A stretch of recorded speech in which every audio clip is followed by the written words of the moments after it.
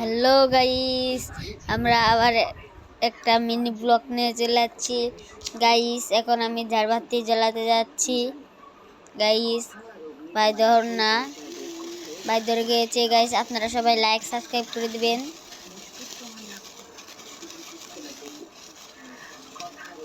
Guys. অনেক সুন্দর guys, অনেক সুন্দর হয়েছে। আপনারা লাইক সাবস্ক্রাইব করে দিবেন। আবারও বলছি, বেল আইকনে টিপ দিয়ে যাবেন গাইস। অনেক অনেক সুন্দর